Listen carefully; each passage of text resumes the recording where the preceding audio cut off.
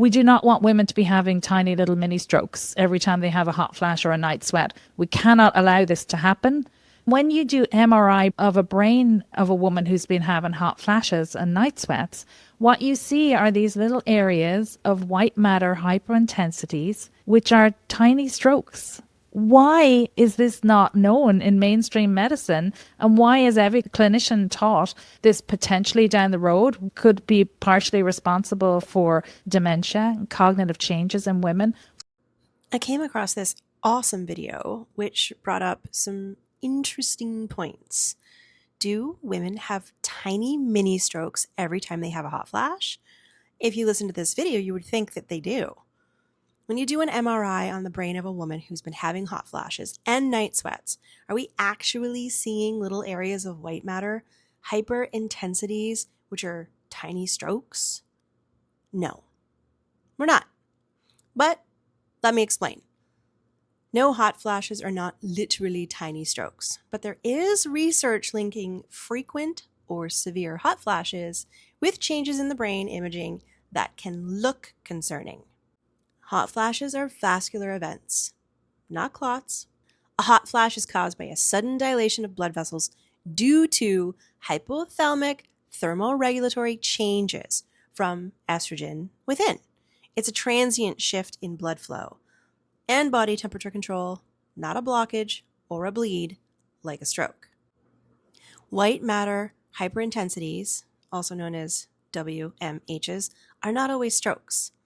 On an MRI, they can show up as bright spots in the brain's white matter.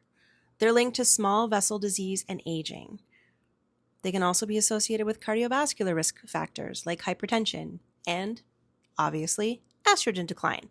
But they're not always from an acute event like a mini stroke, as that video would have you believe. What's the link between hot flashes and these WMHs? Well, some studies, example the SWAN cohort, have found that women who have more frequent hot flashes, particularly during sleep, have a higher volume of these on MRI. The theory is that hot flashes may be a marker of underlying vascular changes or endothelial dysfunction rather than a direct cause of the lesions. In other words, the hot flashes might not cause the lesion. Both might be the result of the same vascular health changes happening in midlife, in menopause, without estrogen. Here's where hormone therapy matters most. You see, estrogen supports cerebral blood flow.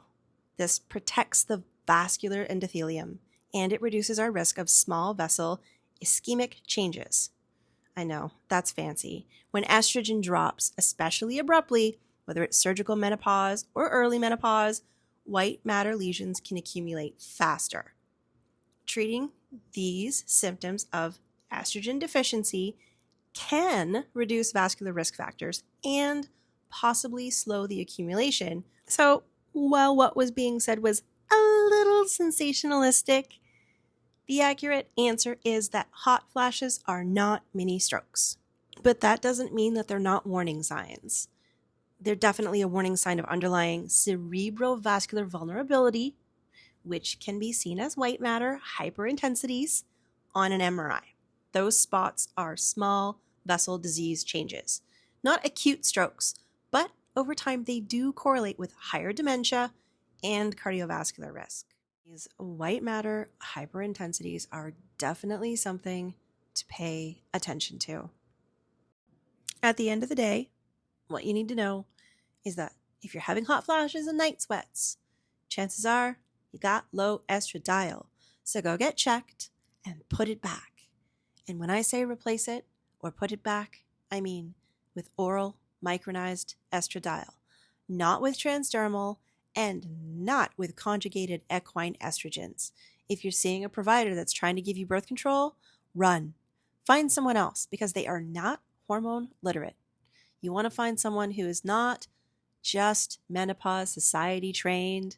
You want someone who has real clinical expertise, proper hormone training based off of the data that we have, not on outdated information. Stop being afraid of oral estradiol. It's not going to hurt you, but it is going to help.